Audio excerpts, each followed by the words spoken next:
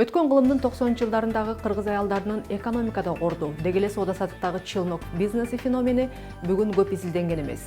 Ошол кризистик жылдары чаар баштык менен товар ташып үй бүлөсүн баккан айымдардын алды азыр ийгиликтүү бизнесвумен. Бул айымдар бир эле өз үй бүлөсүн бакпастан бүтүндөй өлкө экономикасынын жаңылыгын аныктаган. Бул чаар баштыктардын арты менен Дордой базары түптөлүп, экономикада реэкспорт деген түшүнүк калыптанып, анын өзүрүн Кыргызстан ЭСК киргичекти көрүп келди. Ал агым азыр деле токтой элек. Соода саттыктын өнүгүүсү өлкөдө жарым-жартылай өндүрүштү жолго койду. Жеңил өнөр жайды бутка тургузуп, Made in KG лейблын жараткандагы аялдар. Жаздын алгачкы күндөрүнө туш келген 8 март аялдардын эл аралык майрамында Капитал командасы кыргыз экономикасындагы, кыргыз бизнесиндеги айымдардын ордуна токтолот. Биз менен болуңуз.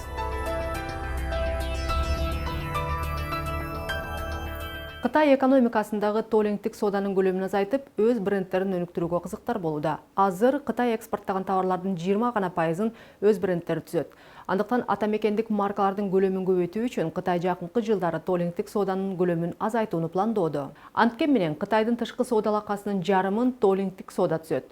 Анын 1 жылдык көлөмү 1 триллион 300 миллиард доллар. Дүйнөлүк маркалардын көпчүлүгү товарларын Кытайда тиктирип жасатып чыгаары белгилүү. Мисалы Кыргызстанда казылып алынган алтындын 90% Кытайда кайра иштетилип чыгат. Экономикадагы толлинг түшүнүгүнүн кыскача түшүндүрмөсү. Бул чет элдик чейкизатты кайра иштетип, даяр продукцияны чыгаруучу механизм. Кээ бир мамлекеттерде атайын аймактар түзүлүп, товарлар бажы төлөмдөрүнөн бошотулат. Толлингдин 2 түрү бар: ички жана сырткы толлинг. Ички толлинг бул башка өлкөнүн чейкизатын алып кайра иштетүү. Сырткы толлинг чейкизатты чет мамлекетке алып барып кайра иштетип келүү. АКШ жана батыш мамлекеттеринин өнүгүшү жарандардын жашоо деңгээлинин жогорулашы менен арзан жумушчу күчүнө муктаждык жаралып, ири ишканалар Греция, Португалия, Испания, Югославия, Марокко, Тунис, Гонконг, Бангладеш жана Кытайда завод-фабрикаларды ачышкан. Кытайда учурда толлингтик соода тармагында 40 миллион адам эмгектенет. Бул Кытай өндүрүшүнүн 20%-дагы жумушчулар. Негизинде өлкөдө жумушсуздук 4% гана түзөт. Кытайдын 100дөй толлингтик зонасында 126 миң ишкана иш алып барат. Андан сырткары 720 бажы төлөмсүз кампа, 118 экспорттук кампа жана 25 бажы төлөмүнөн бошотулган логистикалык борбор бар. Бир эле Синьцзян провинциясынын жылдык толлингтик соодасы 40 миллион доллар. Кытайда толлингдин 3 түрү колдонулат. Биринчиси товарды кайра иштетип берүү. Экинчиси чет элдик компаниянын дизайны жана сырьёсунун негизинде тапшырыкты аткаруу. Үчүнчүсү чет элдик компаниянын дизайны жана долбоорунун негизинде ички рыноктон сатып алынган сырьёну колдонуп тапшырыкты аткаруу. Акыркы жылдары КМШ аймагындагы мамлекеттер дагы толлингтик сооданы өнүктүрүү аракетин көрүп келет. Андан сырткары бул инвестицияны, чет элдик валютаны тартуунун эң бир натыйжалуу жолу. Ишкерлер Кыргызстанда дагы эл аралык сооданын бул түрүн колдонуу мүмкүнчүлүгү кенен экенин айтышат. Кыргыз экономикасынын кайсыл тармактарын толлинг аркылуу өнүктүрүүгө болот? КМШ мамлекеттери бир кезде экономикасынын негизги тирөөсү болуп, кийин сырьёнун жетишсиздигинен токтоп турган завод-фабрикаларына инвестиция тарта албагандан кийин чет элдик компаниялардын тапшырыгын аткарууга же толлингке өтүштү. Мисалы, Орусян заводдору иштеп чыккан алюминийдин 60% чет элдики же толлингтик товар. Ал эми Тажикстандын Талко заводу толугу менен башка өлкөлөрдүн алюминийин ишти кайра иштетүүгө өткөн. Продукциясынын 98%ын экспортко жөнөтөт. Ишкерлердин айтымында Кыргызстан Кытайдын үлгүсүн алып, дүйнөлүк маркалардын кийимдерин тигүүнү колго ала алат. Биздеги өндүрүш, текстил өндүрүшү көбүнчө базарларга багыт алган да. Ал эми соода борборлорунда дүйнөгө атактуу брендтер бар. Атайын текстил маркалары бар. Бул маркалар ошол дүйнөнүн кайсы жеринде болбосун, Россияга да киришти азыр, Казакстанга да киришти. Булардын базардагы, текстил базарындагы пайызы өзүнчө барган сайын өсүп баратат. Базарды азайтып, соода борбору иретке келип атат.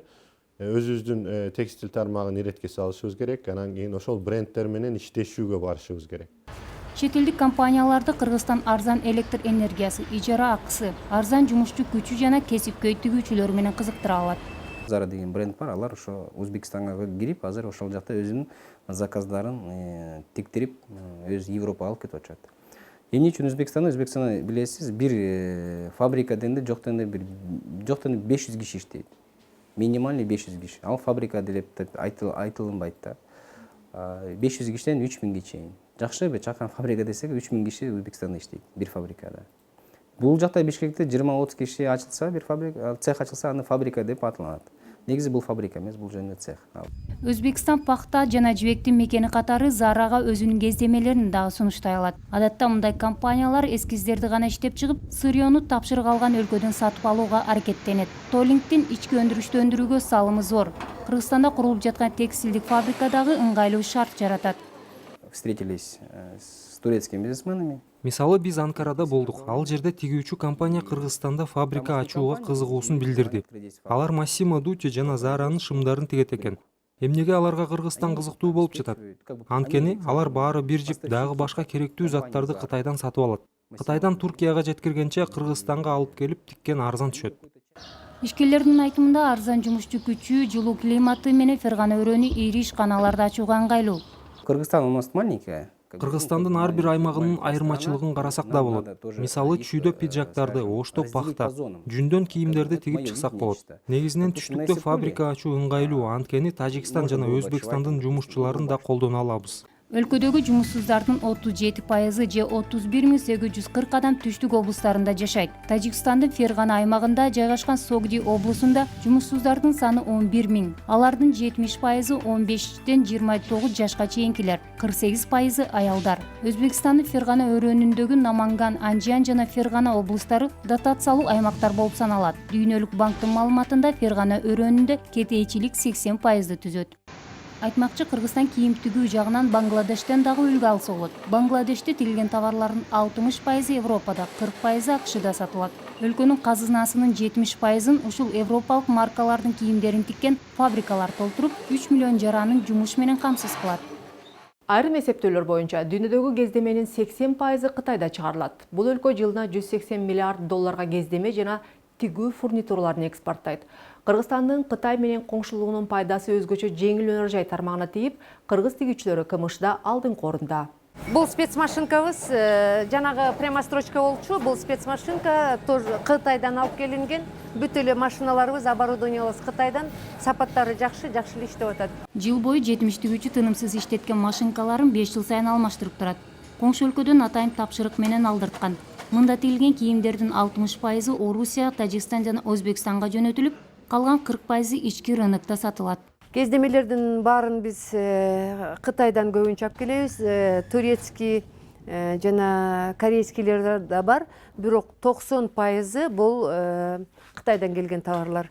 Азыр Кытайдын кездемелери деле сапаты жакшы эле болуп калган. Бир аз кемчилдиктери бул рулондордо метраждары жетпей калышы мүмкүн.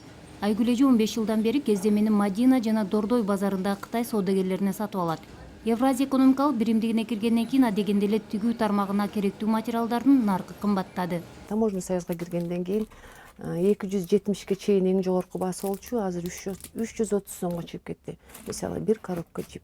Арзан кездемени издеп ишкерлер Түштүк Корея, Туркия жана башка өлкөлөрдүн текстилдик өндүрүшүн карап чыгышты. Сапаты кытайдыкынан бир аз айырмалангандыгы болбосо, наркы азырынча өтө кымбат болууда. Женскийде кандай билбейм, бирок биздин эркектердин кийиминде бизге азыр Өзбекстандан дагы, Россиядан дагы, ошол жактан дагы алсак болот да. Өзбекстандан дагы кездемелер келет. Ал жактыкы ошо шерсть деп коет го ошолор. Азыр ошо Белоруссиядан, ошол жактан тканьдар неме болот деп атат, эми чыгат деп атат кездемелер. Ошолорго дагы аракет кылышып атат. Азыр биздин таможня союзга киргенибиз дагы кичине жардам болот деп ойлоп атабыз да. Фурнитуралар деле ошо Турциядан, Кытайдан, анан азыр ошо Россиядан келип атат акыркы жарым жылдын ичинде. Товарлардын баасы көтөрүлгөндөн кийин сапатка да талап катуу. Анын үстүнө коңшу Өзбекстан жана Тажикстанда дагы ири фабрикалар ачылып, атаандаштык күчөдү. Товар алуучулар дагы сапатты начар болсо албайт. Сапатын жакшы кылбасаң рыноктон чыгып калышың мүмкүн. Конкуренция аябай чоң биздин Кыргызстанда. Анан эми мен айта албайм, эми баягы дүйнөлүк технология өнүккөн, мисалы кийим тигүүлөргө биз али жете элекпиз, бирок биз ошого аракет кылышыбыз керек. Анткени менен кыргыз чеберлери ордун бербей келишет. Орусиядагы Вьетнам жана Кытай соодагерлери үрүмчүдөн ташыган товардын ордуна мейтин Кыргызстандын товарларын дүңүнөн сатып алып, дааналап сатууга өткөндүгүн айтышууда. Айтмакчы, Кыргызстандын жеңил өнөр жайы чаар баштыктардан, чылнок бизнесинен башталганы көпчүлүккө эле белгилүү болсо керек. Өткөн кылымдын 90-жылдарындагы аялдардын экономикадагы орду, деги эле соода саттыктагы чылнок бизнеси феномени бүгүн көп изилденген эмес. Алардын мойнунда бүтүндөй үй бүлөнүн гана жүгү жүктөлбөстөн, назик айымдар бүтүндөй мамлекеттин түйшүгүн өзүнө алды. Аялдар турмуштун оордугунан чылнок болушту, базарларга чыгышты. Эркектер коомдогу жаңы ордун кабыл алууга мажбур болуп, аялдардын ролу өзгөрдү. Бул өткөн мезгил чылнокчу аялдардын доору катары тарыхта калды. Кээ бир Россиянын шаарларында аларга карата атайын эстелик тургузулган. Чаар баштыктын тарыхы жана чылнок феноменине кесиптешим Сиягүл Караман сереп салды. Чылнок бизнеси бул эл аралык сооданын өзгөчө түрү. Ал Советтер Союзу урагандан кийин пайда болуп, адам керектөөчү товарларды импорттоп, жергиликтүү базарларда майда, дүң же чекене түрүндө кайра сатат. Мындай сооданын феномени товардык дефицит учурунда бир жагынан акча табуунун альтернативдик жолунун пайда болгонуна байланыштуу болсо, экинчи жагынан сыртка ээн эркин чыгууга мүмкүн болгондук менен түшүндүрүлөт. Айрым чылнокчулар товар алып келүү үчүн жумасына 2-3 жолдан сыртка чыгууга үлгүрүп турушкан. 90-жылдардын ортосундагы мээнеткеч иштерман аялдар үй бүлөсүн ушундай кыйынчылыктар менен багып турушту. Азыркы күндө да алардын көпчүлүгү Дордой базарында иштеп келет. Чылнок бул товарды дүңүнөн сатып алып, даамалап саткан соодагер. Ишкерликтин бул түрү кийим тигүүчү машинканын чөлмөгүнүн аталышынан алынган. Анткени соодагерлер дагы чөлмөк сыяктуу товарды бир орундан экинчи орунга ташып сатышат. Чылнокчулар булар майда соодагерлер деген туура эмес. Өткөн кылымдын 90-жылдарында товарларды атайын жалданган автобустарда дүңүнөн алып келип, аны базардагы ондогон соода жайларында кайра дүңүнөн пулдаган ишкерлер болгон. Алардын жаны тынбагандыктарынын натыйжасында бир канча жылдан кийин мурдагы союздагы өлкөлөрдө товар эмес, акча башкы дефицитке айланса, жок болуп бараткан базарларды Стамбул жана Үрүмчүдөн алып келинген кеңири керектелүүчү товарлар толтура баштады. Чылнок заманда кыйын эле болчу да, сумкаларыбызды жонуска жүктөп алып барчу элек. Соодагерчиликтин өсүшү туристтик логистикалык бизнестин өнүгүшүнө дагы түрткү болду. Айрым тармактар чылнокторду тейлөө менен киреше таба башташкан. Товарларды негизинен Кытай жана Турциядан ташып келишти. Соодагерлердин айтымында алардын орточо кирешеси жол кире жана башка чыгымдарга $400–500 короткондо 100%га жеткен. Бүгүнкү күндө товарлар жашаган жердеги базарлардан же товарлар өндүрүлгөн өлкөлөрдөгү базарлардан сатылып алынууда. Мурда негизинен Кытай, Польша, Турциянын базарлары эле. Товарларды чылнокчулар өздөрү ташып, ал үчүн транспорттун бардык түрлөрүн, темир жол, автоунаа, аба транспортторун пайдаланышат. Ал эми товарларды чекене өздөрү сатышат же сатуучулар да жалдашат. Товарларды негизинен жеңил өнөр жай өндүрүш буюмдары, идиш-аяк, турмуштук жабдыктары техника түзөт. Ал убакта 1 сом 100 сомдук пайда алып келген. Украиналык Татьяна Скопенко өзүнүн алып сатуучулук ишиндеги эскерүүлөрүн «Челноки хождение за 3 моря» деген китебинде баяндаган. Ар бир рубль ийгилик алып келе турган мезгил болчу. 90-жылдардын башында бул бизнесте 10 миллион адам иштеген. Алгач аларга бийлик тийген жок. Анткени алар өздөрүнүн гана курсагын тойгузбай, өлкөнүн калкын ач качырып көтөрүлүшүнөн токтотуп турду. 90-жылдардын алгачкы мезгилдеринде бийликтин чылнокчулары менен иши болгон эмес. Рекеттерде жер кыдырган соодагерлерден бир нерсе өндүрүүнү ылайык көрүшпөгөн. Алардын кызыкчылыктары башкада эле. Анан акылдарына келип бес учтарын жыйганча кайратман чылнокчулар бул жумуштарын ташташты. Алардын көпчүлүгү мунун аркасы менен үй, автоунаалуу болушуп, жай турмуштарын өткөрүүгө түшсө, айрымдары тапкандары менен башка бизнестерин баштап алышты. Мен өзүм кесибим боюнча мугалиммин. 25 жыл стажымды таштап, кыйын 90-жылдары, 95-97 жылдары ошондо мен анан чылнок катары баштагам. 3 баламды ушу жерге таштап коюп, анан кийин ушу Россияда чылнок болуп иштедим. 3 жыл, 4 жылча иштедим. Кытайдын чоң чаар баштыктары ошол жылдардын деги эле соода саттыкка айласыздан аралашкандардын символу болуп калды. Ал эми дүйнөгө белгилүү Louis Vuitton маркасы 2013-жылы дал ошондой сумкаларды модага айландырып, подиумдардан түшпөй дагы бир жолу биздин жарандарыбызга кыйын кезеңди эстеттирди.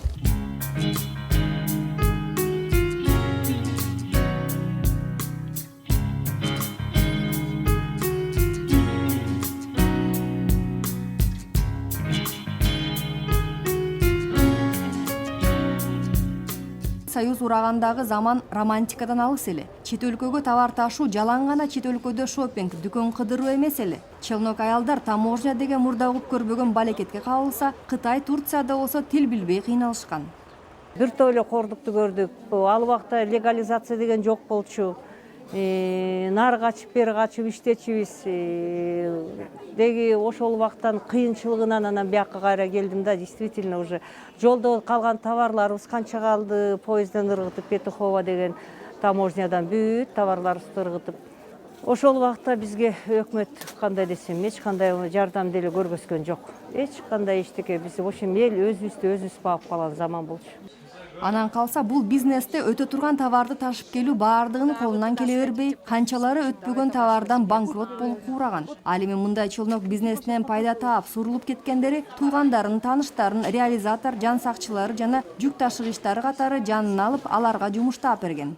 Ошол жактан алып барып тиктирип сатып көрүп, анан кой келип мен бияктан өзүм анда балдарымны алып өзүм баш көз болоюн, балдар да чоңоюп калды деп, анан бияка келип кичинекей цех ачып 5 машинкадан баштадым белем, эми азыр Кудайга шүгүр 19-20 машинка болду. Табиятынан назиктелген аялдар бул жака биринчилерден болуп Кытайдын жана Турциянын товарларын көчүрүп келди. Алар дүгүнөн сатчу кампаларды, керек жарак союздарын жана соода түйүндөрүн ордун элишти. Эркектер эмне менен алектенип, эмне менен оокат кыларын билбей турганда, аялдар чулнок болушту. Чын-чынына келгенде алар өз үй бүлөсүнүн гана эмес, мамлекеттин жүгүн көтөрө алышты. Кээ бир россиялык шаарларда челнокторго тургузулган эстеликтер бар. Эгер ошондой айкел Кыргызстанда орнотула турган болсо, ал албетте эгемендиктин алгачкы жылдарында дүйнө менен эркин соода сатыкты баштаган, чоң чаар баштыкты өзүнө арткан аялдын образын бермек.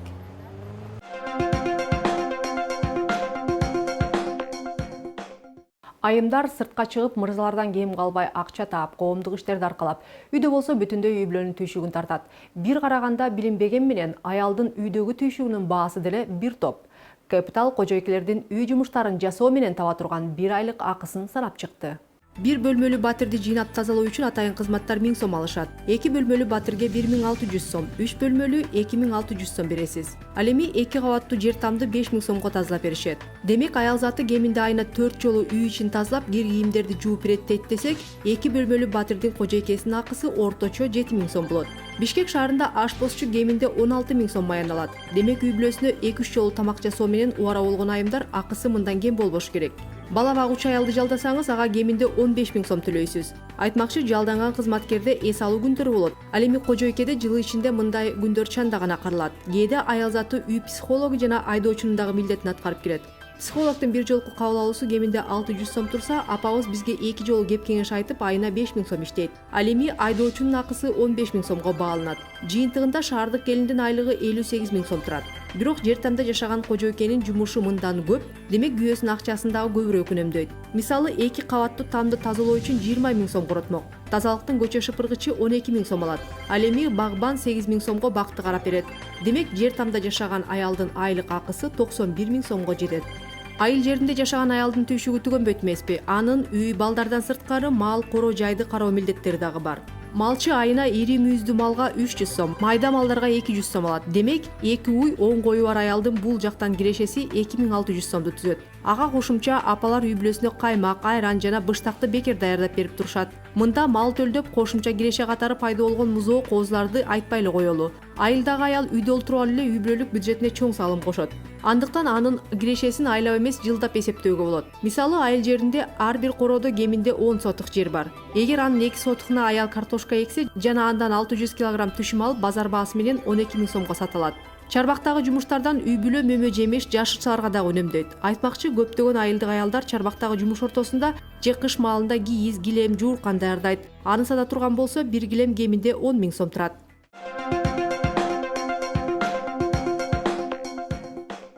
Лидер аялдардын муундарынын кызматташтыгы сынагында Капиталдын редактору Жазгүл Масалиеванын бала бакчылар түйүнүн иштеткен ишкер айым Гүлжан Молдогазиева жөнүндөгү материалы дагы мыкты деп табылып, сыйланды.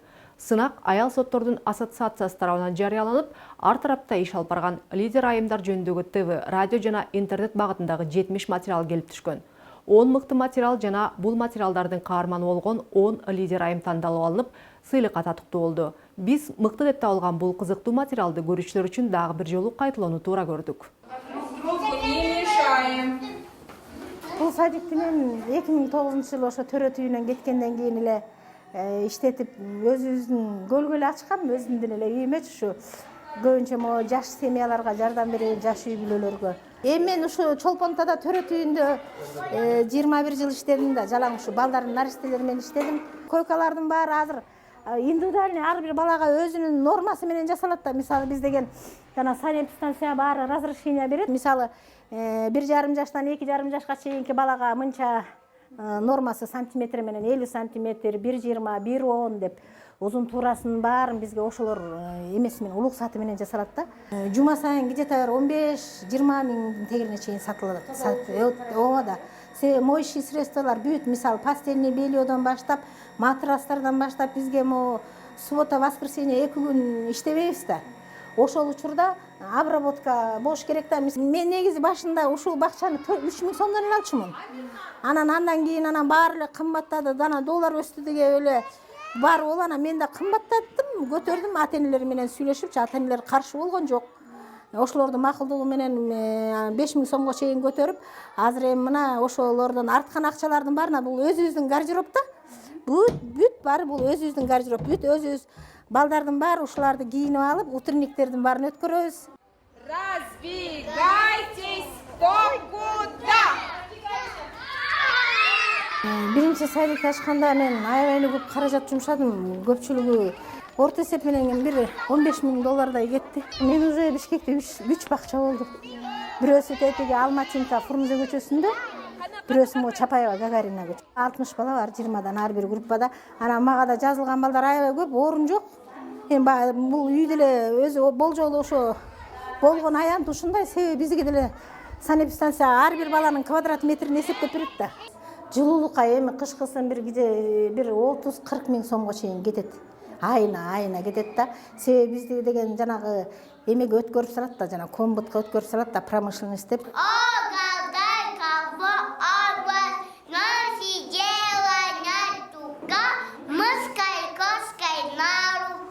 11 киши иштейт, хореограф келип иштейт, музыкант келип иштейт, 13 киши иштейт. Ошондо менде 30дан ашык киши иштейт 3 садикте. Айлыгыбыз биздики 115-120 миң кетет. Динара Асековна бул киши эл агартуунун отличниги. Мына мурунда көп жерде иштеген. Аябай бул кишинин эмгеги зор.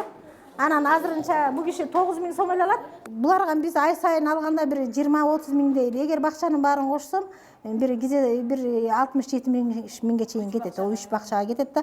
Мисалы биз момундай машиналарды алабыз, булар ушулар боюнча сабак өтөт да. Айгерим иштейт. Бизде могу кичинекей балдарга баягы жегиликтүү даамдуу болуш үчүн тамактын баары эч убакта куурулбайт, бүт баары вареный. Анан монтип кызым өзү колго жасайт бүт баарын. Айына бул тамакка биздин эле бир жердеги садикке бир 42 миң, 41 миң кетет. Кышкысын аябай көп кетчү, азыр жайкысын кичине мо отопление өчүп, бул газдын өзүнө бир где-то 2,5 миң, 3 миң сом кетет бир айгачы. 1, 2, 3, бери кара. Кыргызстандын ишкер айымдары ар тараптуу, алар бала дагы багат, үй дагы курат. Жыгач буюмдары Европа рыногуна чейин жеткен. Чет жакта сандык бешиктери менен таанымал ишкер Зоя Орозбаева бүгүнкү күнү суу үстүндө жүрүүчү кайыктагы үйлөрдү курууга киришүүдө. Ал өзүнүн бизнесин 10 жыл мурда баштап, эркектин кесибин алардан кем эмес өздөштүрүп, жада калса башкаларга дагы үйрөтүп келет. Кризис жашоодогу бурулуш заман дейт ишкер айым. Жашоодогу кыйынчылыктарды жеңе билген Зоя Орозбаева энергияны кайдан алып, ишин кандайча алып барары «Менин бизнесим» рубрикасында. Менин кесибим деген өзү негизи трактористка болгонмун. Комсомол бригадада пахта комбайн айдап, райондук масштабта депутаттык даражасына чейин жетип, анан турмуш деген баягы семья болгондон кийин ошол семьянын ныгына, ошол семьянын эмесинен чыга албай, анан мандатты тапшырып, үй хозяйка болуп эле бала чака көбөйтүп отуруп калганбыз. Кайсы материал жасалган булар өзү? Бул сасына жыгачтан. Мунун баасы канча? Размер чоң Муну 300 миң сомго баалашканбыз. Биздин көчөнүн башына мындан бир 10 жыл мурда Өзбекстандан оймо чиймеси менен бир сонун тапчан сөөрүлөр келип калыптыр. Ошолорду көрүп туруп эле үйгө алмак ой максат менен чыгып сүйлөштүрүп эле. Анан эмнеге бизге привозной болуп каяк бир жактын эмесин алып биякта сатылуу элдер алып атса, эмнеге биз ошону алышыбыз керек да? Келе өзүбүз чыгарабыз деп туруп эле. Анан биринчисин өзүбүзгө чыгарган болуп туруп эле, анан ушундан эле кону кошунан тааныш билиштер сурап атып эле ушинтип өркүндөп өрчүп, мына эми Кудай кааласа иштегенибизге 10 жыл болуп калды. Ну, я насколько знаю, что у нее мелких заказов не бывает, у нее все крупное. Зоя менен юридикалык иштерди алып барып иштешип келатам. Чоң заказ алганда келишимдерин түзүп берем. 10 жылдан ашык чогуу иштеп калдык. Шаардагы кафелерге тапчан навестерди заказ кылышат. У нее заказывали по 5, по 10 тапчаны, вот я знаю. Бизге Германиядан клиент болуп калды. А так 10 жылдан 14 жылдын аягына чейин келип сезон убагында алып кетип биздин товарды ошол жака жайылтырып, сандыктарыбыз, тапчандарыбыз анан алып көрсө Германияда да мусулмандар бар турбайбы? Ал жакта да кыргыздар бар экен. Юртушный городогум бар дейт. Ошол жерде дейт сиздин тапчаныңыздын биринчи партиясы барганда эле дейт, заказдар толтура болуп калды дейт. Усталарыбыз да опытный 30 жылдан бери ушул жыгач темир менен иштеп келаткан балдар, орустар бар. Кыргыздар бар, анан Ош Жалал-Абадтан дагы ушуга колу шыктуу балдарды алып келип, биякта условияларын түзүп, үй жай менен камсыз кылып, тамак аш менен камсыз кылып, убагында материал берип, убагында айлыктарын берип иштеп келатабыз. Ну, считай, как с армии пришел, и все это столяркой занимается. У меня отец в столярке работал, брат. То есть у нас такой семейная династия, так скажем. Я ее продолжаю. Армиядан келгенден бери эле жыгач уста болуп иштеп келатам. Атам менен агам өмүр бою ушул ишти аркалаган. Мен дагы улантып жатам. Атадан балага өткөн кесип болуп калды. 5 жылдан бери Зоя эже менен иштеп келатам. Улуттук буюмдарды көп жасайбыз.